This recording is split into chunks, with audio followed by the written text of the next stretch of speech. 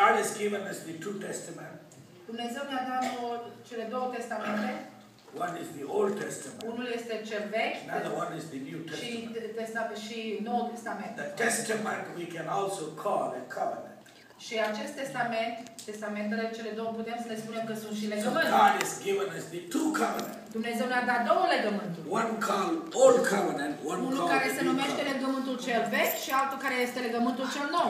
In the olden days, În vremurile vechi, God worked with His people with the covenant. Dumnezeu a lucrat cu poporul lui prin legământul făcut. That is called covenant people.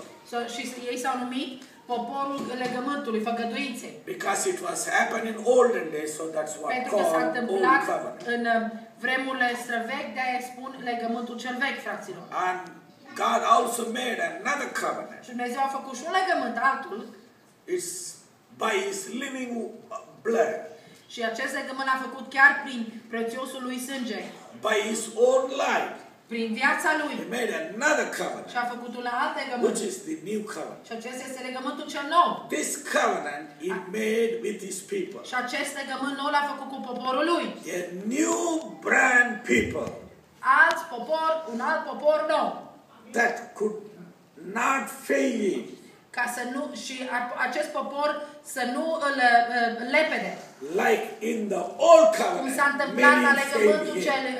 vechi în timpurile trecute. He trusted the new covenant people more than the old covenant people. Cu acest legământ nou arată că el are încredere în acest popor nou mai mult decât în cel vechi.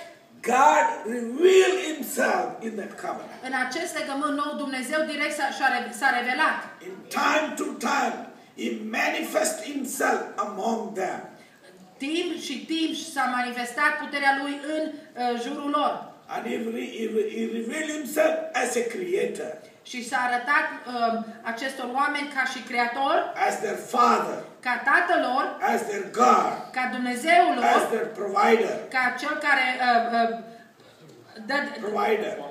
poartă de grijă. And as their God that fights for them. Și ca Dumnezeu care se luptă pentru ei. God that keep them safe. Și ca Dumnezeu care îi ține protejați. And also He revealed Himself the God of age. Și s-a arătat și ca Dumnezeul veacurilor. And He revealed Himself as a beginning and the end. Și s-a arătat lor ca începutul și ca sfârșitul.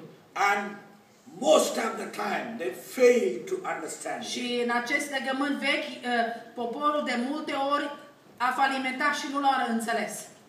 Some pass and most fail in the Old Testament. Unii au putut să recunoască, dar majoritatea au falimentat. God wanted to work with His own covenant people. Dumnezeu a vrut să lucre cu legământul lui, cu oamenii lui.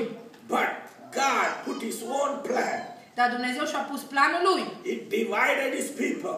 Și a separat poporul lui. And God has chosen the 5 type of people. Și Dumnezeu a ales 5 tipuri de oameni. To deal with His covenant people. Ca să lucreze acest legământ. My left hand represents the Old Covenant, Old Testament. Mâna mea stângă ca reprezentare arată Vechiul Testament. There are 5 type people God has chosen. Au fost 5 feluri de oameni care Dumnezeu i-a ales. To talk to, communicate and bless His people. Ca să comunice și să vorbească și să binecuvânteze poporul Domnului. Hallelujah. Amin. Likewise in the new covenant. Și în legământul cel nou. God again chosen the 5 type people. Dumnezeu a ales 5 feluri de oameni. To deal with people. Ca să lucre cu oamenii lui. And God believed these new covenant people are the much better people than the old covenant people. Lucrul lui, în această făgăduință nouă, a zis că oamenii aceștia cu legământul nou sunt mai bine ca cel cu legământul vechi. Those covenant people in the Old Testament În Vechiul Testament has chosen them i-a ales Domnul and made a covenant with them și a făcut cu ei un by the făgăduință animal blood. prin jertfa animalelor, prin But sângele in the New animalelor. Testament, Dar în Noul Testament, în timpul Noului Testament, not by the animal blood, nu cu sângele not vitelor, by any other blood, nu prin alt fel de but sânge, God's own aleluia, blood. dar chiar prin sângele And His Domnului, own Iisus life. Hristos, chiar prin viața Lui. He gave it for the new covenant Și a people. dat pentru acest legământ. And He loved them so Și a much. iubit așa de mult And He proved that They are the most important Și i-a people. dovedit prin aceasta că ei sunt cei mai importanți Equal oameni ai in lui. their own blood. His Pentru own că și-a blood. dat chiar His propriul own lui blood. sânge. Hallelujah. Aleluia! For that reason, Pentru acest lucru he has to lay down all his glory. a trebuit să-și lepe de toată slava. And he became just like you and me. Aleluia! Și a devenit ca noi oameni. And he come into the flesh like Și a what venit we în are. firea aceasta umană And he made that covenant. și a făcut legământul nou. These people called the new covenant people. Și acești oameni în timpul acela And ei de the legământul New nou Testament people. și este oamenii Noului Testament. My Bible says, Biblia mea spune, hallelujah, Hallelujah. without the new covenant people, fără legământul cel nou, fără oamenii legământului cel nou, all covenant people cannot be perfect. oamenii vechiului legământ nu poate fi perfecți. What a wonderful God we Ce have. Dumnezeu mare avem. He started with somebody else, A început cu altcineva, but they cannot complete it. nu au putut să o completeze But ei, he used the new covenant dar a people. folosit legământul cel nou, oamenii legământului cel nou, By grace, grace, grace. prin har, har și har. O ye great mountain, Muntele acela mare, na? who thou art? Who thou art? Who thou art? Who Cine you are? ești tu? Before my servant Zerubbabel. Înainte de slujitorul meu, Zerubbabel. Zorobabel, You will become the plain land. vei deveni, de la un munte mare vei deveni neted. Not by might, not by power, Nu prin puterea ta, nu prin but Duhul tău, by my spirit, dar saith prin the Duhul Lord. meu, zice Domnul, prin Duhul meu, zice Domnul. That spirit come upon the New Și Testament. acest Duh al Domnului a venit peste cei din Noul Testament. And that spirit fell in the heart in the New Și Testament. acest Duhul Sfânt a venit și a umplut inimile în Noul Testament. The Old Testament people only they have a touch of the Holy Ghost. Cei din Vechiul Testament doar au văzut ca prin zare ce înseamnă Duhul Sfânt. But this New Testament people, Dar acești oameni a Noului Testament they are filled with that Holy sunt Ghost. plini, s-au umplut de Duhul They have Sfânt. the power of Au God. avut puterea Duhului. Every mountain that stands before Orice the New munte Testament care stă people. înaintea celor din Noul Testament, Oh, ye great mountain, orice munte cât who de mare thou ar fi, art, dar nu contează you ce will become the plain vei land deveni în loc de before my în servant. fața mea, în fața Who has the Holy slujitorului Ghost meu, zice Domnul, care are Duhul Sfânt în el. Now, Acum, answer me. răspundeți-mi, vă rog, Are you in the sunte- New Testament? sunteți în Noul Testament? Can you recognize Înțelegeți that you are the new covenant că person? sunteți legământul cel nou? Is it only me? Sunt numai eu? Is it only my sister? Ești numai sora mea? It is only someone here? E numai unul din voi aici? There is no difference. Nu există nicio diferență. It is equal. Este egal. Este Every one of drept. us. Toți din noi. A very, very important. Un lucru foarte, foarte No important. devil can despise anybody in the New Testament. Toți în Noul Testament, oamenii în Noul Every Testament, one of us is a toți very din noi important people suntem of God. foarte importanți înaintea Because Domnului. you are bought by His own blood. Pentru că noi suntem cumpărați, You cumpărați are the chiar new prin people. propriul lui sânge. Amen? Amin. Are you listening to me? Mă ascultați?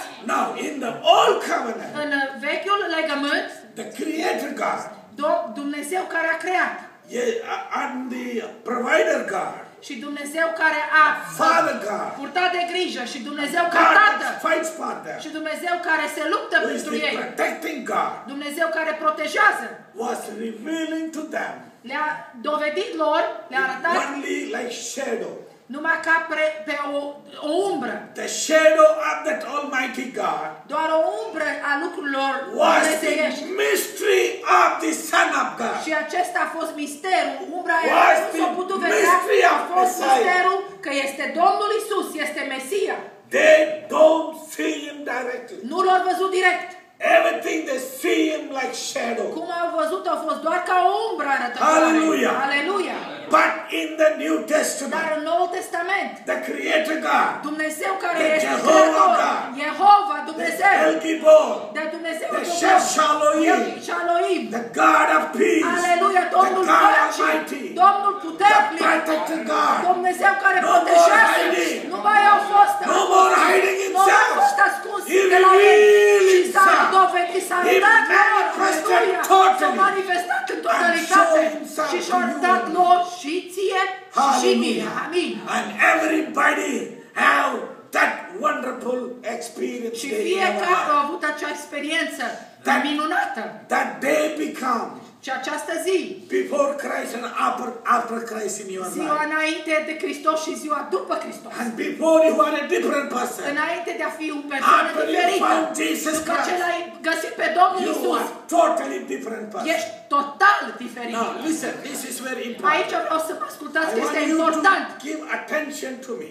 Vă rog, dați-mă ascultare. I'm not standing here for anything to bring my own body here. Eu n-am venit aici să-mi aduc I cuvântul am meu. here to represent the kingdom of God. Sunt aici să reprezint I'm here to împărăția lui Dumnezeu. declare and decree the God's blessing upon Aleluia, you. și să declar prin autoritate I de come binecuvântarea from the temple Domnului. of God. Eu vin de la templul lui Dumnezeu. Please listen Vă carefully. rog, ascultați-mă atenți. What devil is doing now? Ce face diavolul acum?